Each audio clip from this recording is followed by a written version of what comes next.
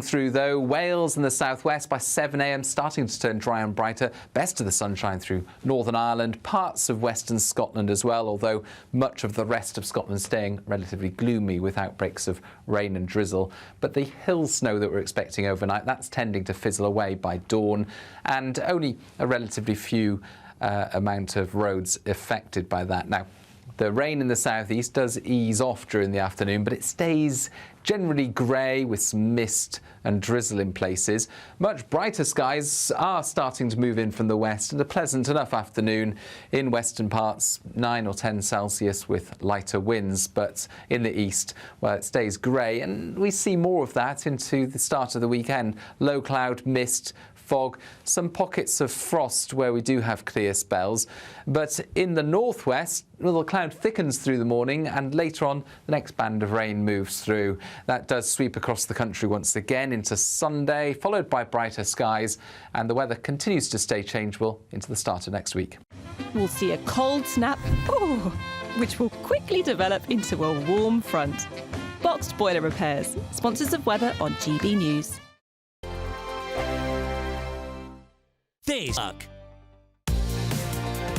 Mornings don't have to be tiresome, especially if you have the right company. Wake up to news as it happens, opinion and debate, and of course, a little bit of entertainment too. Because when the kettle's on, we're on. That's Breakfast on GB News, a show worth waking up for. Every morning from 6 a.m. Only on the People's Channel, Britain's news channel. We'll spread the news, you spread the word. Good Afternoon Britain isn't just about us. The wonderful thing about this programme is it's about everyone watching. It's an interactive programme. Well, there absolutely is something to see here, and we're going to be talking about it more. Whether it's breaking royal news, Will, please bring us up to date. or indeed a particularly punchy speech in the House of Commons, Very, very curious. we bring it to you live, and then we bring you live reaction as well. That's Good Afternoon Britain, weekdays from midday. Only on GB News, the People's Channel, Britain's news channel. Join me, Camilla Tominey, for a frank and honest discussion with those in power that cuts through the spin and gets to the heart of the issues shaping our nation. You haven't confirmed that you want to stand as leader, but you haven't ruled it out either. This report basically says that he's not fit to stand trial. Is he indecisive? Incompetent? I deliver the dose of reality Westminster needs. That's the Camilla Tominey Show at 9:30 every Sunday on GB News. The People's Channel, Britain's news channel. It's Patrick Christie's Tonight, and here we do things differently. It's explaining the absolute madness of this, doesn't it? It's explosive. I mean, this is very good. It's lively. 850. Your government sat there, Sean, and it did nothing. It's controversial. And the Middle East has been in turmoil since before I was born. It's everything you need to kickstart your evening. Everyone's had their Weetabix tonight. I love to see it. That's Patrick Christie's Tonight, weeknights from 9 p.m. Only on GB News, the People's Channel, Britain's news channel.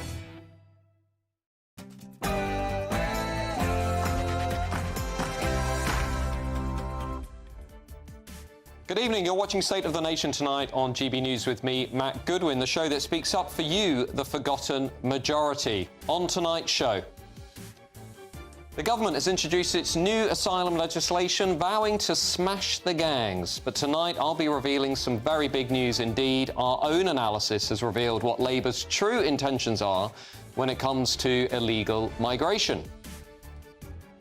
Meanwhile, as Donald Trump lights a diversity, equity and inclusion bonfire, the NHS is hiring dozens of diversity officers, some of which are being paid more than £80,000 of your hard-earned tax-paying money. The UK's birth rate is in terminal decline, which means that we are now relying on foreign mothers to stop our ageing population crisis. We'll be talking about what all of that means for the future. Plus, I will be speaking tonight to someone with an explanation behind why young people from Gen Z are increasingly favouring dictatorship over democracy. That's State of the Nation with me, Matt Goodwin. It starts right now.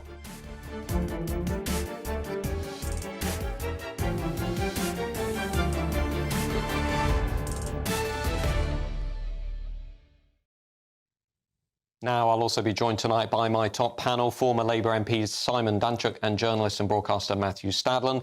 As ever, please let me know your views, gbnews.com/your say, or hit me up on X at GoodwinMG. Jay. But now it's time for the News Bulletin with Tatiana Sanchez.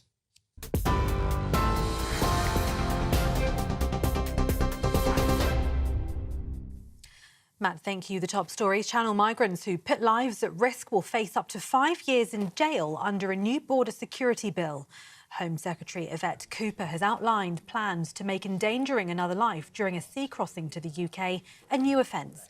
She also announced that people selling and handling boat parts suspected of being used in migrant channel crossings could face up to 14 years in prison under new laws trying to crack down on people smugglers. So far this year, more than 1,000 migrants have crossed the English Channel into the UK. GB News' political editor Christopher Hope sat down with the Home Secretary. Can't just keep doing any more of the gimmicks. It's got to be this really serious law enforcement, and we've got to treat the border security in the same way that we treat issues of security against terror threats, and that's why we're introducing counter-terror style powers to give law enforcement much stronger powers to act early in the same way that they could around terrorism cases, because that's a sign of really the seriousness of this. If we are going to strengthen border security and prevent lives being lost, we have to have stronger law enforcement powers to go after the dangerous gangs. President Donald Trump says the cause of last night's Washington, D.C. crash between a plane and a military helicopter is still being investigated, and he says our hearts are shattered. Authorities in Washington say they don't expect to find any survivors after the collision over the Potomac River. More than 300 emergency responders are searching for survivors. 64 people, including crew, were on the American Airlines flight. 3 soldiers were on board the Black Hawk helicopter. At least 28 bodies have already been recovered. The helicopter was on a training flight when the crash happened just before 9 p.m. local time. Our hearts are shattered alongside yours, and our prayers are with you now. And in the days to come, we'll be working very, very diligently in the days to come. We're here for you to wipe away the tears and to offer you our devotion, our love, and our support. There's great support. In moments like this, the differences between Americans fade to nothing compared to the bonds of affection and loyalty that unite us all, both as Americans and even as nations. We are one family, and today we are all heartbroken. We're all searching for answers. And retail crime is now at an all-time high, with more than 2,000 incidents reported a day. Last year, more than 70 incidents alone included use of a weapon, with double reported in the previous year. Thefts have reached 20 million incidents per year, costing retailers £2.2 billion annually. Those are the latest headlines. Now it's back to Matt. For the very latest GB News direct to your smartphone, sign up to News Alerts by scanning the QR code or go to gbnews.com/alerts.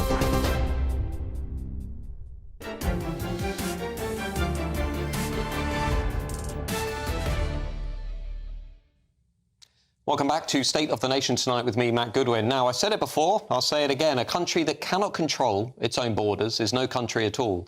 And under this Labour government, there are no signs of us tackling the illegal migration crisis on the southern border. In our capital, 1 in every 12 people are here illegally. Roughly 1 in every 60 people in Britain is here illegally.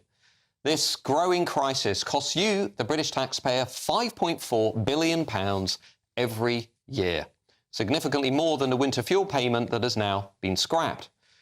We are spending £3,000 a day, we read in the newspapers this morning, on providing new clothes and shoes for illegal migrants as well.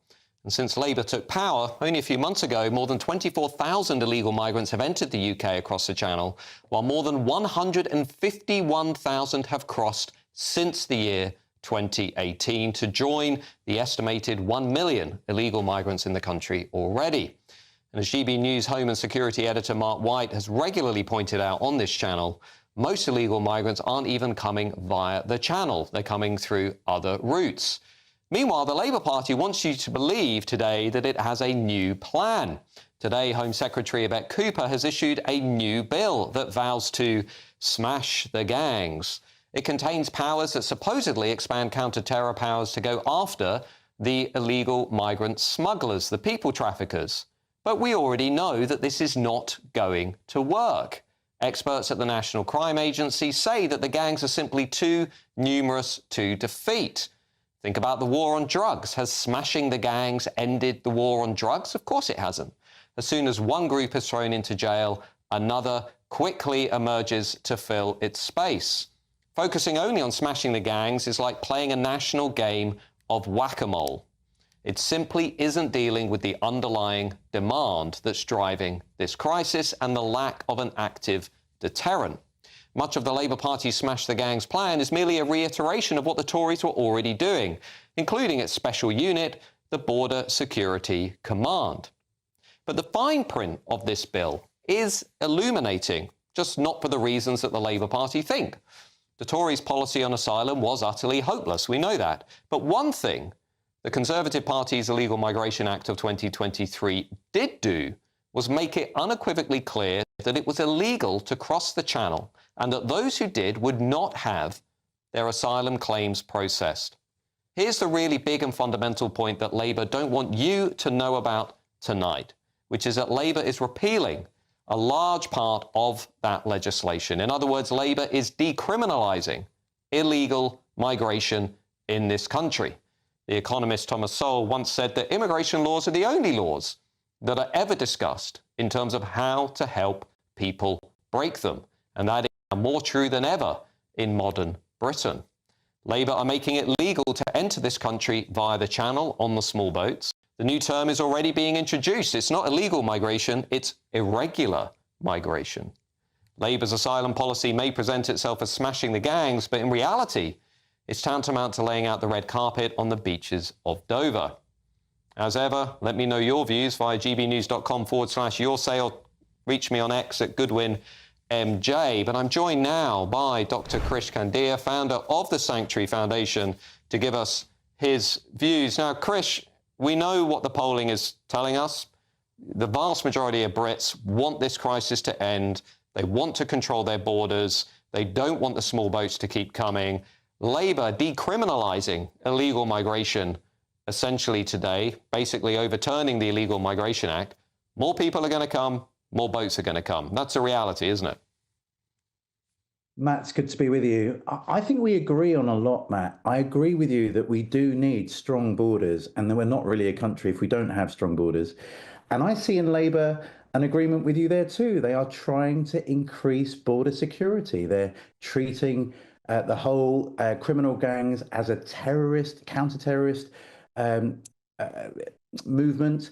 They are trying to increase the number of crimes that you can be tried for, whether you're trying to facilitate a crossing, whether you're providing a boat, whether you're providing anything that's going to help someone to get across. They are going after the right people. I think one thing I would say is they are focusing on the criminal gangs, the people that are exploiting vulnerable people, many of whom are fleeing war and terror, many of whom are trying to seek asylum. They're punishing the criminals, and they are punishing the traffickers and the smugglers, not those that have been trafficked, not those that have been smuggled. That's such a worthwhile approach. The previous government, I feel, was punishing the wrong people. It's like punishing someone for being raped rather than punishing the rapist. So I think they are trying to go after the true criminals at the heart of this, and they're increasing our border security. I thought, Matt, we might find some common ground on that they are trying to build a more robust system. Is there no room for some agreement there? Well, Chris, there's no war in Vietnam. There's no terror in Vietnam, is there? Or Albania, or indeed in France, where many of these people are leaving from. They're already in a safe country. Well, that's another question. Look, if I couldn't live in the UK anymore, I have family, not in France, but in Malaysia. I would try to go and visit my family in Malaysia. That's what you do, where you try to reconnect with family members. So many of the people that are coming here have to go through another country. We're an island. Of course, they're going to have to go through another country to come to us. But Chris, would you break laws? Would you break laws to reunite with your family members? It's not illegal to claim asylum. That's guaranteed in humanitarian laws around the world. We've signed up to it.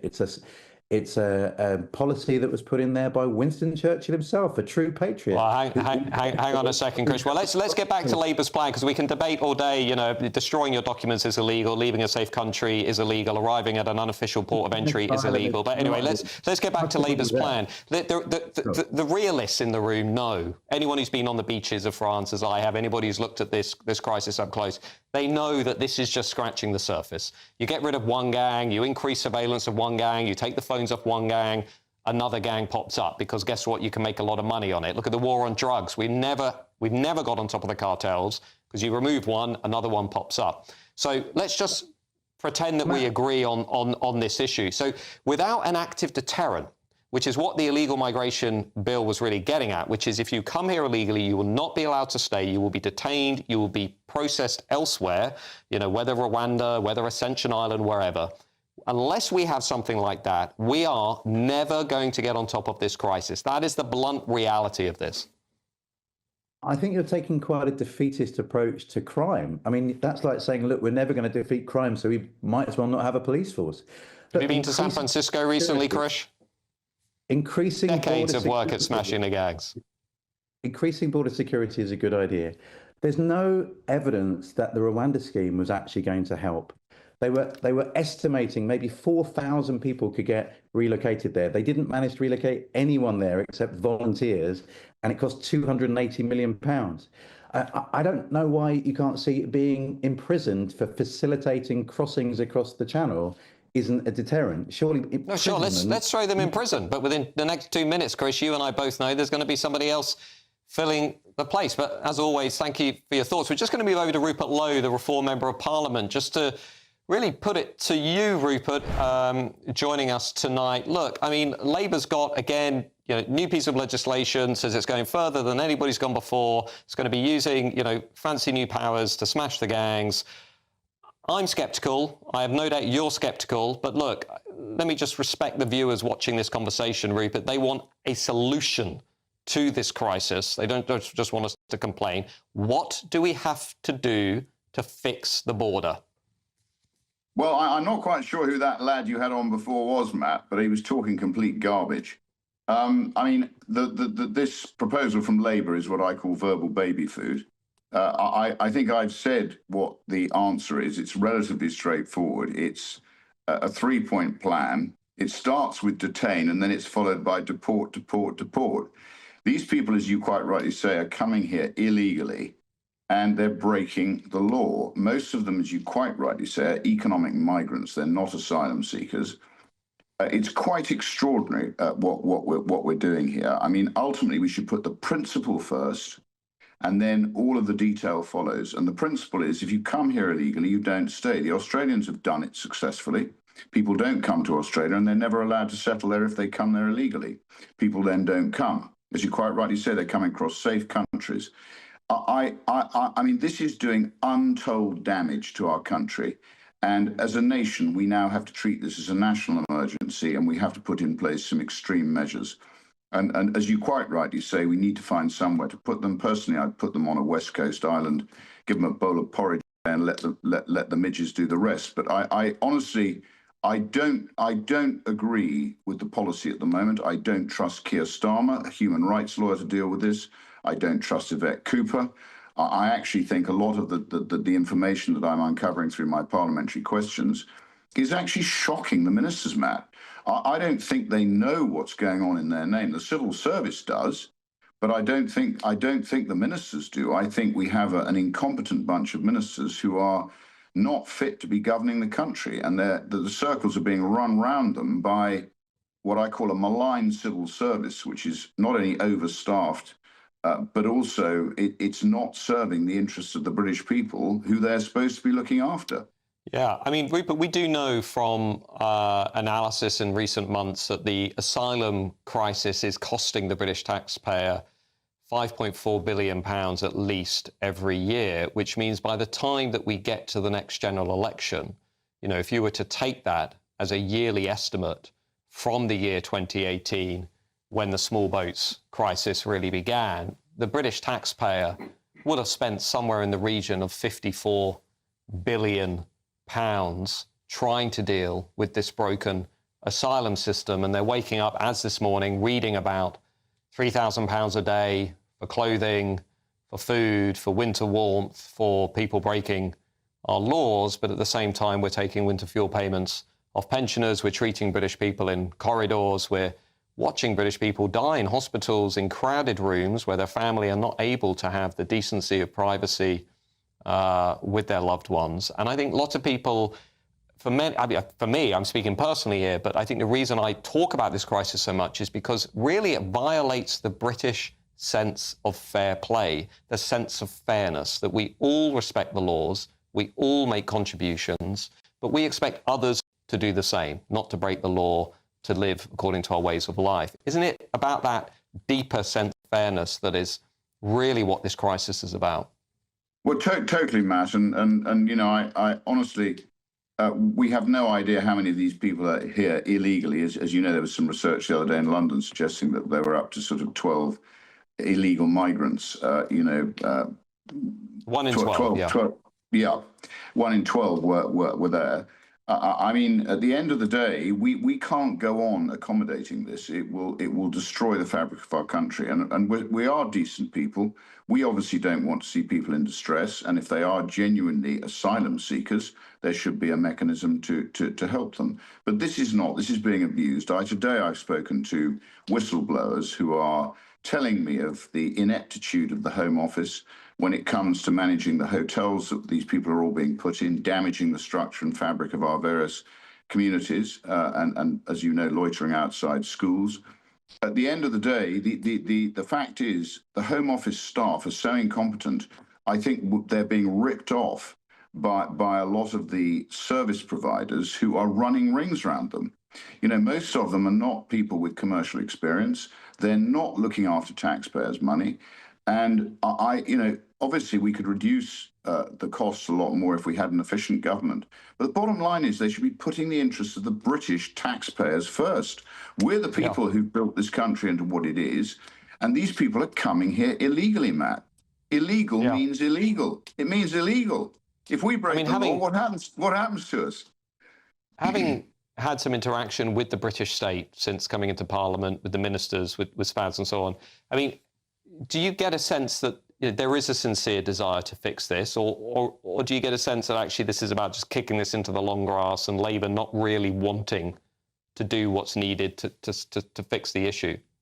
Well, I'm quite clear on that. I think that what's happened is through the Cameron and the Blair administrations, through their misguided policies of rather than selecting on merit, this is their MPs, Matt, I think what's done is they've hollowed out the gene pool in Parliament, and Parliament is now not capable of managing the civil service, which is now completely out of control. So the civil service has continuity, it's not elected, and therefore it sees off elected MPs, rather like the BBC, who's equally a monopoly, which is not elected. They always know they're going to outlive the elected MPs because the MPs have to stand for election. So I actually think they're not capable now of governing our country.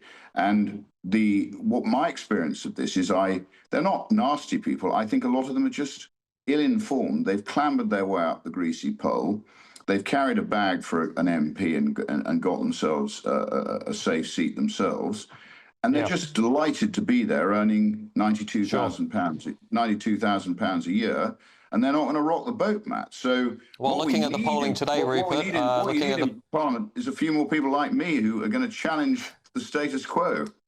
Well, looking at the polling today, I mean, it looks like there will be a lot more people like you in the House of Commons not too soon. I think we had that bombshell poll reform #1. Thank you, Rupert Lowe, for joining us, sharing your thoughts. Now, after the break, I'm going to be speaking, to get this, an NHS insider, whistleblower, about the National Health Service's newly revealed diversity, equity and inclusion roles being funded by, you guessed it, you. See you shortly. Dinner under the stars tonight? That reminds me of our travel insurance. You mean all clear skies? All Clear Travel Insurance sponsors GB News travel destinations forecast. Strong winds across the Canary Islands, also some wet and windy weather for the Balearic Islands, but largely settled elsewhere across eastern parts of the Mediterranean, particularly for Greece and parts of Italy. But as we move our way westwards, this is where we'll find the unsettled weather, so some heavy showers, also some strong winds at times. But further west, largely settled as high pressure dominates, but that is going to bring in some strong winds at times across Madeira and also Tenerife. But that's where we'll see the best of the temperatures, and also largely settled as we head towards the weekend. All Clear Travel Insurance sponsors GB News Travel Destinations Forecast.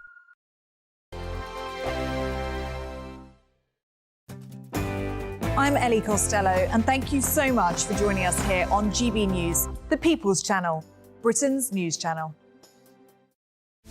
This is Britain's Newsroom, where your voice matters. It's just astonishing. With expert analysis and honest opinion, we don't just keep you informed. We bring you unique perspectives you won't see anywhere else. Can't argue with any of that. When the news happens, it happens here. On Britain's Newsroom, weekdays from 9:30 a.m. Only on GB News. Good afternoon, Britain. Weekdays from midday. Lisa, you got in touch with me and you flagged this survey because you were concerned as a parent that your child had been given this to fill out. Yeah, I mean, my daughter came home from school, she was very confused. She was asking why somebody would want to hurt themselves if they were feeling sad or worried about something. So that led to a conversation that we had, and I actually phoned the school and asked them to send me the survey, which with a lot of pushing, they eventually did send me the survey. And when I read through it, I was just completely shocked at the content. The survey says when I'm feeling worried that maybe I should try cutting or harming myself, because it's in the survey, so that must be an option. I've tried everything else, so why not try this? It is astonishing that some of these are young children who are perhaps being introduced to these, these abuses for the first time. Yeah, I mean, there's a list of 17 different types of drugs, some of which I've actually never heard of myself. I mean, the wording on here is, have you ever got high from taking drugs? I mean... And we know that some of these behaviours, self-harm, gender dysphoria, taking drugs, are psychologically contagious. Children do them because they see other children do them, or they find out about them from the internet or from surveys like this. So the idea that this is just information gathering and won't go any further than that is ridiculous. There was a similar survey in Scotland, I think, about 3 years ago, where children the same age, 11, 12, 13, were asked about their sex lives. How many times have you had sex in the last year? How did you have sex? Did you use contraception? Totally normalising underage sex. So the idea that children are just mini adults and we can confront them with all the same kind of ideas and dilemmas that adults have to face is just ridiculous. GB News, the People's Channel.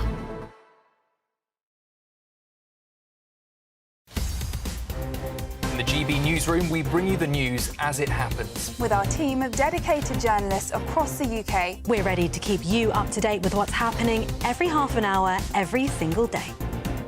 Bulletins here on GB News, the People's Channel, Britain's news channel. I'm Simon Evans, and this is GB News, Britain's news channel.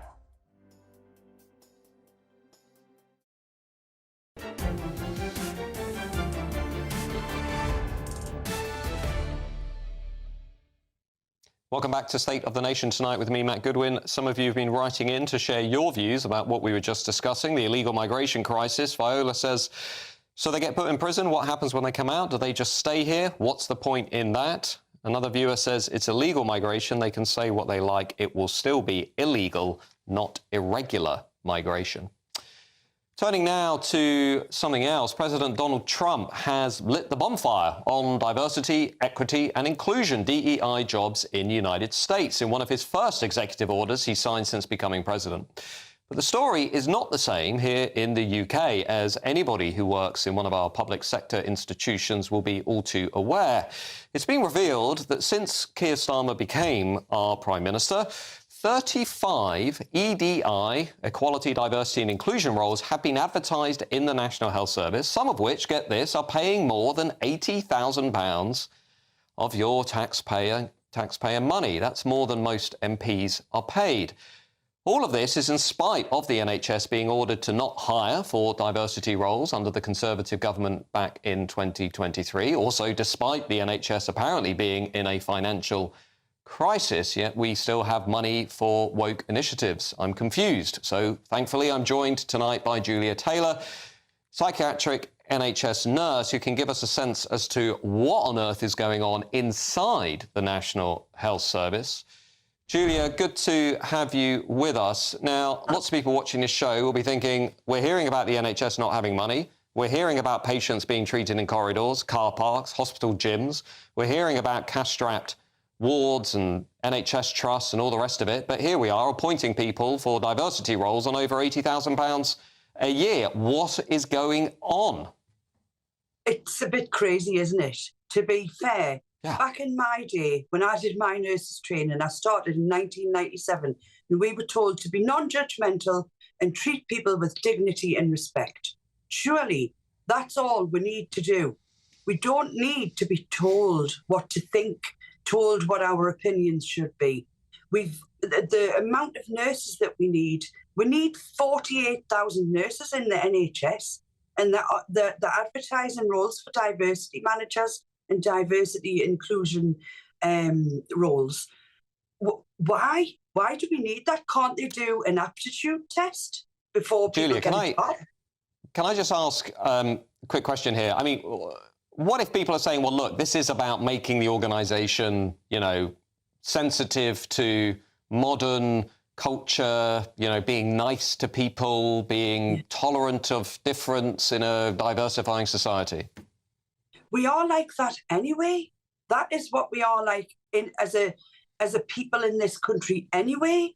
And to be fair, it's rammed down our throats, not just in the NHS, but on television, certain things you watch, Netflix, everything else. It's all about including people. I'll be honest with you here, okay? I hit two of them. I'm disabled and I'm also gay. So I've never not felt included in my job, and I've never ticked, I'm disabled, so I have to have an interview. It's not fair. We should be getting jobs on merit. Well, absolutely. I mean, this was Trump's big message, right? Let's bring back meritocracy over political dogma. Just a quick one, though. I go into hospitals. Why am I getting bombarded with rainbow lanyards and progressive slogans on posters? Every time I walk into a hospital these days, it feels as though I'm walking onto some sort of political indoctrination, you know, into some sort of madrasa rather than a public sector institution. It's crazy, isn't it? I mean, I'm gay and I'm so embarrassed by that movement. It's actually made people more homophobic, if that's possible, because they're sick of it. And all the money that's wasted on stupid colouring stairs in, and, you know, it's absolutely ridiculous. We don't need to know about that in the NHS, and we don't need to know about it at schools either. We're there to get better. We're there to be treated. But when we're patients... Julia, thank you for joining. I'm going to bring in the panel. Matthew Stadlen, the NHS seems to have lost touch with what it's supposed to be doing. It's supposed to be treating people and performing, you know, complex operations and focusing on health. I walk into hospitals, as I've just said, and it just sort of feels like it's a ridiculously politically biased, you know, institution, not a kind of national health service. What you've just said there, Matt, is almost total nonsense. Right.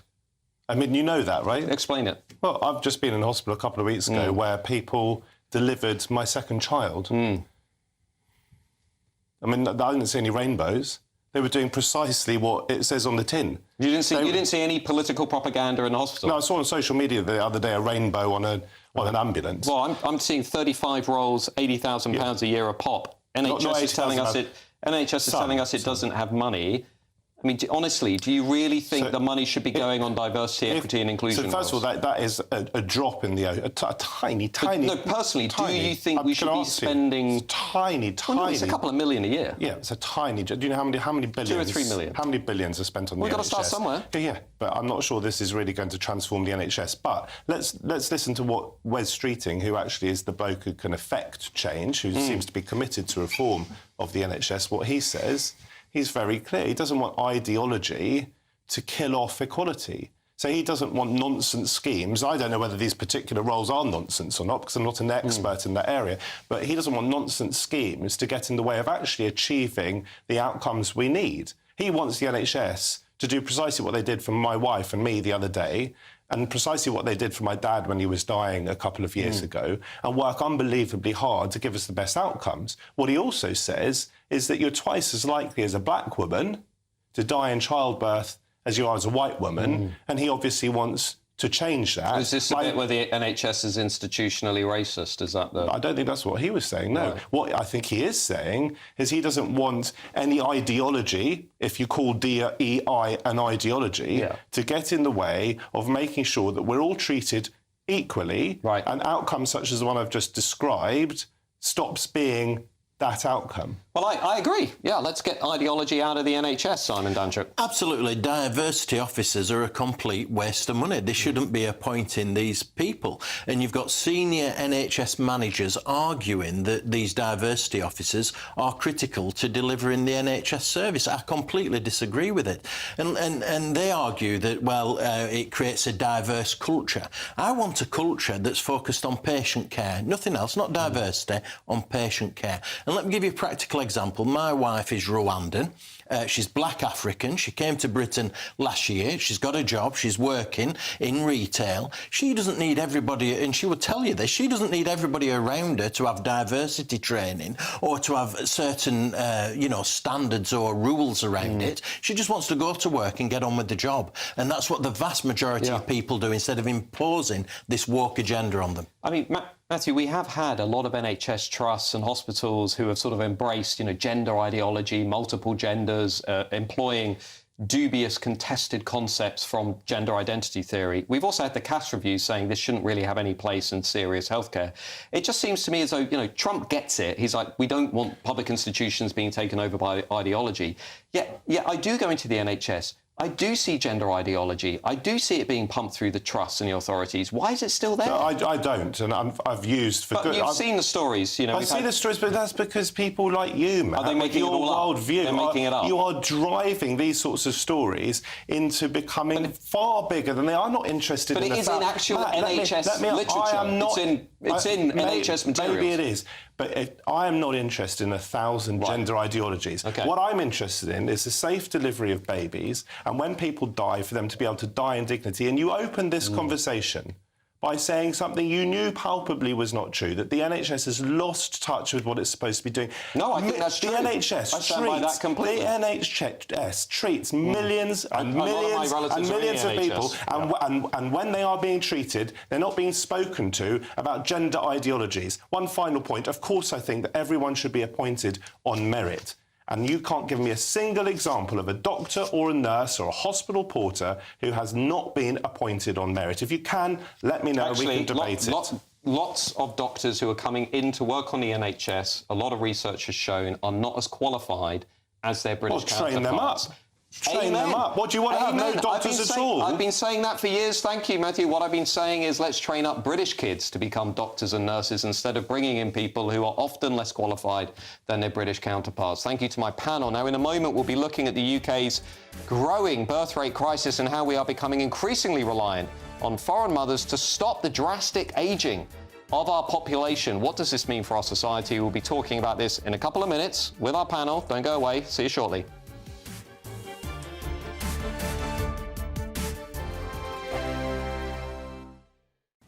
Hi there, and welcome to the latest update from the Met Office for GB News. Outbreaks of rain will move through overnight, heavy at times, accompanied by gusty winds, along with some hill snow.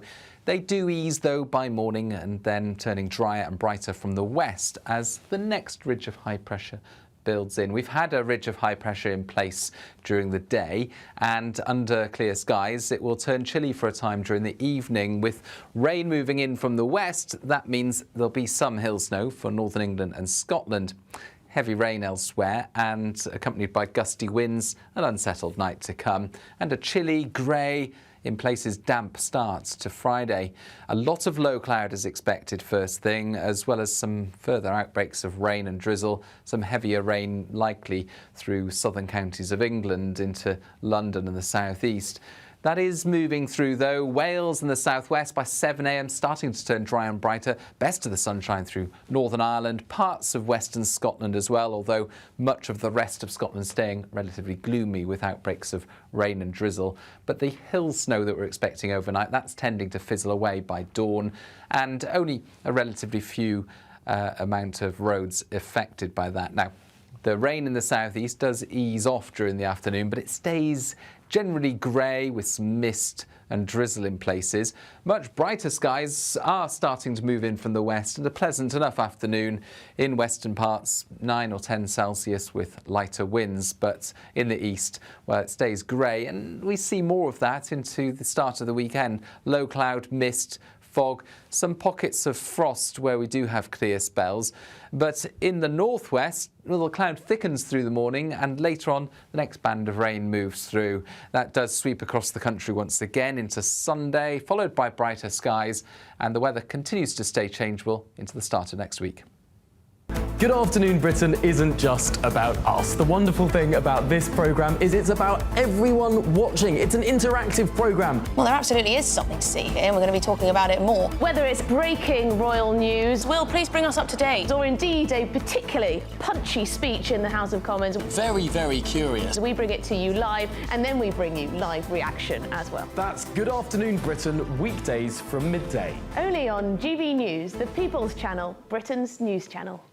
If you want your news to be straight talking, this is a nightmare for the Conservatives again. Down to earth. It's not just Nottingham where this is happening, is it? And most importantly, honest. Hard-working, middle-class taxpayers, they'll get the book thrown at them. Then catch me, Martin Daubney, Monday to Friday, 3 till 6 p.m. on GB News, Britain's news channel. I'm Nana Acquia. This is GB News, Britain's news channel.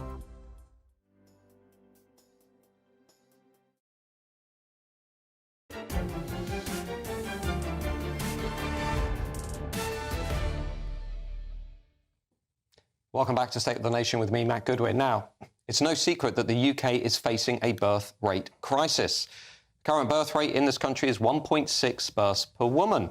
That's well below the so-called replacement rate of 2.1. If you look at forecasts, they suggest that the birth rate by the end of this century will be as low as 1.3. So what does that mean? It means if we continue on current trends, our age distribution will be so top-heavy that it could lead to a slow-motion economic collapse as our society gets older and is not reproducing itself. But new data has revealed that we are now increasingly reliant on the births of foreign mothers, which is significantly higher than the national average, just over 2 births per mother. In 2023, 1 in 3 babies born in this country were born to a mum who had been born overseas, up from a quarter in 2008, and 1 in 4 were born to parents who were both born overseas. But does this pose serious issues for the future makeup of our country? Now, I'm joined by my panel tonight, former Labour MP Simon Dantrick and journalist and broadcaster Matthew Stadlen. Simon, we are in the midst of an enormous demographic crisis. Nobody out there really likes to talk about it, especially in Westminster. Nobody likes to talk about things like, how do we encourage people to have more kids? What's the alternative to endless mass immigration? But from where I'm sat, this is really one of the biggest challenges facing not just Britain, but all Western nations. And what on earth do we do about it? Absolutely, and it's a complex picture, and there's no doubt about it. The issues that we've been discussing so far, you started by talking about immigration. That's clearly a factor in this very issue. Lots of people coming into the United Kingdom. That's put a real strain on housing. So we have far too few houses. There hasn't been enough house building in recent times, so that's added to the problem. So Indigenous white British families are less likely to have children because of that issue. The cost of living crisis is adding to that. You've talked about the NHS, and some of the immigration that we've had coming into Britain has been to put employees into the NHS, but then the last government allowed them to bring dependents in with them, and they're the people that are having children as well. So it's a complex picture, but some of it and a lot of this particular issue stems from the problems we have around immigration. I mean, here's one stat I read today. In the final half of 2024, we issued 15,000 visas for the health and social care system. and 60,000 visas for the relatives of those workers. 15,000 workers, 60,000 relatives. Matthew Stadland, does it bother you that by the year 2050, it's estimated, according to the immigration numbers this week, that more than 1 in 3 people on these islands will have been born overseas? I think the rate of immigration has probably been a bit too fast. I'm not sure that... I think it's been a bit too fast. Just a bit? Well, it depends where you want to draw your line. I'd say it's been a disaster. I know you would, Matthew. We need some immigration. I wouldn't do what Reform has done. I said the other day that you can no longer bring in dependents if you're an NHS worker. You can, but the last government, the Tory government in panic, stopped social workers bringing dependents and stopped most students, I think, bringing dependents as well. I can certainly see the force in stopping students bringing dependents when there are struggles for certain resources in this country. Interestingly, the number of children that foreign-born mothers are having, the rate, has actually dropped in recent years, and that's thought by experts to be because of greater integration. Let's remember that once people do have children, yeah, of course you can get second-generation people in this country who are as British as you and me, who are radicalised in one way or another, and we need absolutely to stamp that out. But once you're born in this country, you are British, and the overwhelming majority of people who are born in this country contribute. Now, your wife is Rwandan. You said on social media the other day with a picture of the monster who committed those child killings in South... Yeah, I called him a monster. And you said, just a nice lad from Cardiff, which implied you didn't really think he was British. So let me ask you this question. Let me ask you the question, Matt. Sure.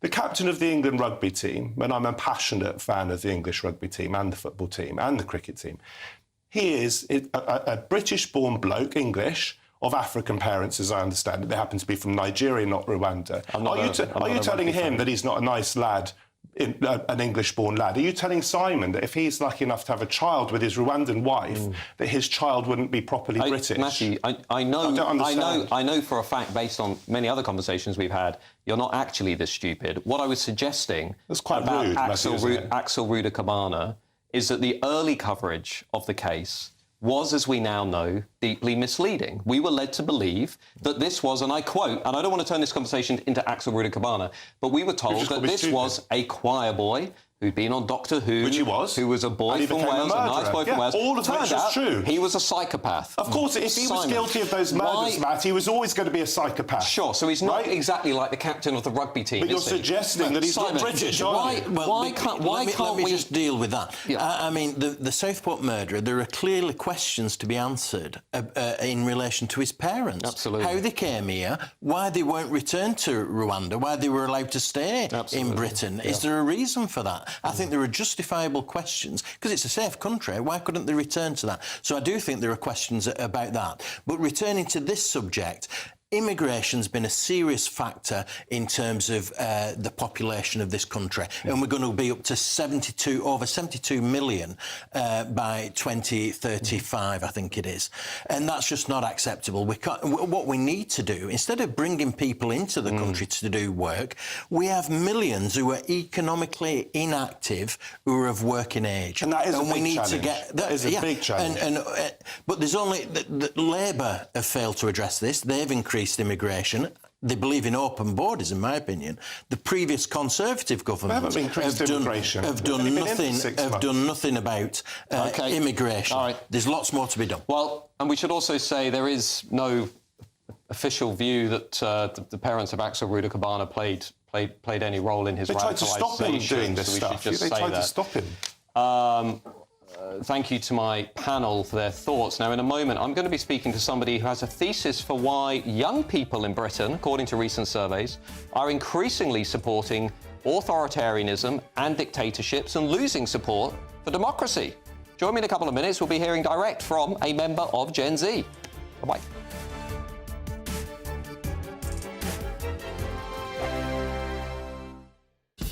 Lee Anderson's Real World, Fridays from 7 p.m.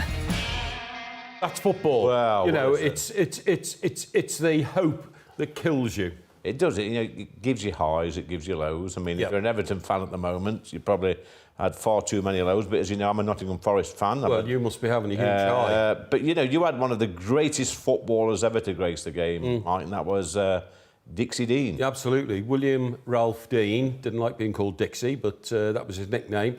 And he was born in 1907. He was my grandfather's best mate. I'm an Everton shareholder. I've been, you know, attached to the club all my life, and so was my father, so was my grandfather, our greatest ever player. So back in the day when players like Dixie Dean were playing football for big crowds in, you know, a proper... 72,000. Yeah, a proper working class sport back in the day, weren't it, football? Not like it is today. You've got to be pretty wealthy to afford a ticket. Even in the 70s, right, and I've seen some, you know, I do like looking back on the football that I watched as a kid. Even in the 70s now, I've seen pictures of the turnstiles, as we used to call them, with a sign at the top, 5 shillings for the Eastern Terrace. 5 shillings. Yeah. Last time I turned down a ticket to go to a football match was Arsenal, who wanted me to pay £830 for a seat in an executive lounge. And though I could have afforded it, because I've worked all my life like you, I just thought at that point, that's ridiculous. Well, you know? You should have told him you were Keir Starmer's security man. You'd have probably got him for nothing. Yeah, well, that's a good idea. Yeah. But you know, you go back to the the 1930s and 1940s, even the 1960s and 70s. You know, the footballers would walk to the ground and play a game, and then walk back and go for a few beers in the pub. GB News, the People's Channel. Headliners on GB News 11 p.m. every night. It's got 3 top comedians going through the next day's newspapers so you don't have to read them, which is great. That's a good point. He's lying. Maybe he's not lying. That's Headliners every night from 11 p.m. and 5 a.m. as well on GB News, Britain's news channel. In the GB Newsroom, we bring you the news as it happens. With our team of dedicated journalists across the UK. We're ready to keep you up to date with what's happening every half an hour, every single day. Bulletins here on GB News. The People's Channel. Britain's news channel. We're proud to be GB News, the People's Channel, and as you know, we always love to hear your views. Now, there's a new way of getting in touch with us at gbnews.com/yoursay. By commenting, you can be part of a live conversation and join our GB News community. You can even talk to me, Bev Turner, or any of the members of the GB News family.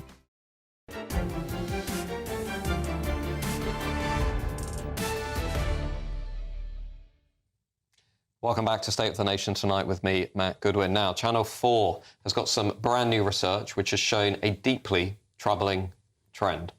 52% of Gen Z, people aged between 13 and 27, said they thought the UK would be a better place if a strong leader was in charge who does not have to bother with Parliament and elections. Let me say that again. More than half of Gen Z, of those young people, think that the UK would be a better place if there was a strong leader who does not have to bother with Parliament and elections. But what could be the cause of Gen Z's seduction by authoritarianism? My next guest has suggested it's because of the breach of the social contract, whether it's crime, the welfare state, the cost of living, or the cost of property. The future, he says, is looking bleak for young Britons from Gen Z. And the worst part is, whether it's Labour or Conservative, nothing really seems to change. Welcome to the show. Charlie, what's going on?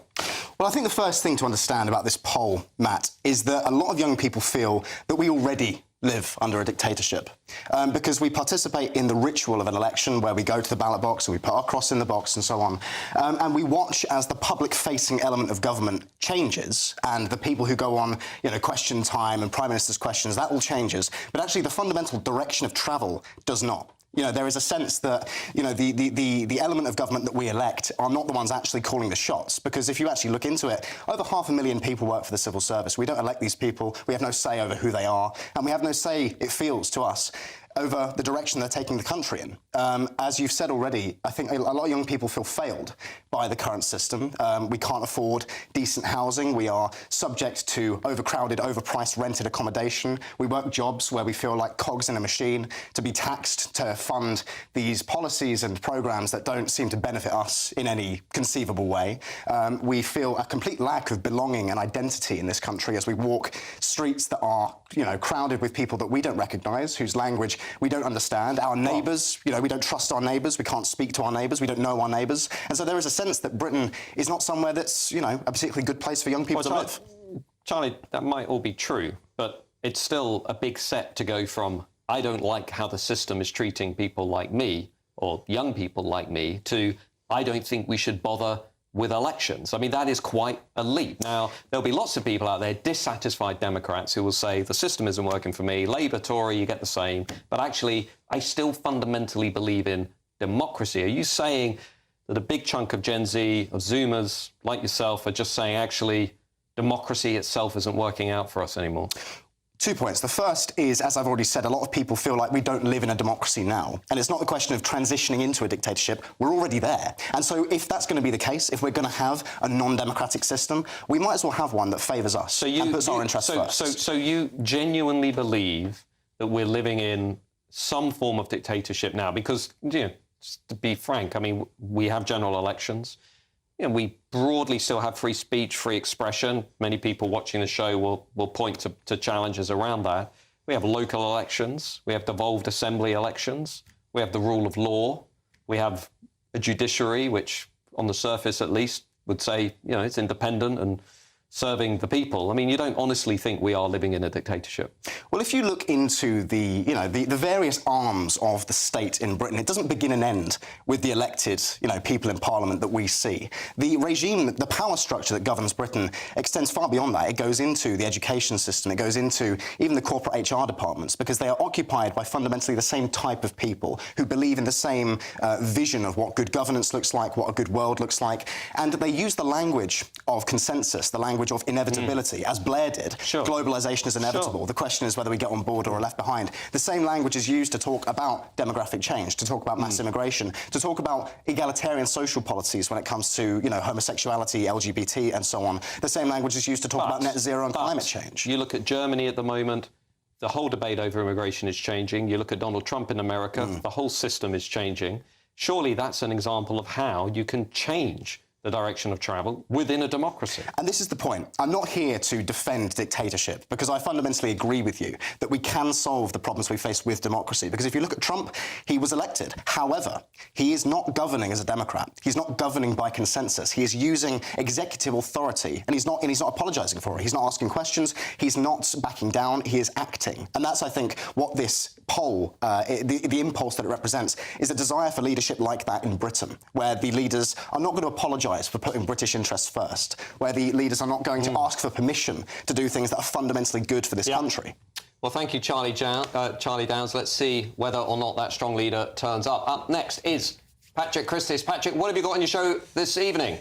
Well, loads of good stuff, actually. A man who burnt the Quran has been shot dead. I'm going to ask, is offending Islam a death sentence in modern Europe? We've uncovered a gay pride group for 3-year-olds, Matt. I'm going to ask, is that acceptable? Also, shocking news tonight. Labour's just put a massive welcome sign on the White Cliffs of Dover. And our Attorney General, who none of us voted for, by the way, has just pledged lifelong allegiance to the ECHR. And finally, an absolutely shocking clip of more broad daylight knife crime in Britain. When will this end? Well, good stuff, Patrick. I think it's going to go really great. Thank you for joining us. Now, coming up after the weather is Patrick Christis with those stories. I'm going to be back next week, next Wednesday, 8 p.m. I'm Matt Goodwin. This has been State of the Nation with you, the Forgotten Majority. Stay safe. See you next week. Bye-bye.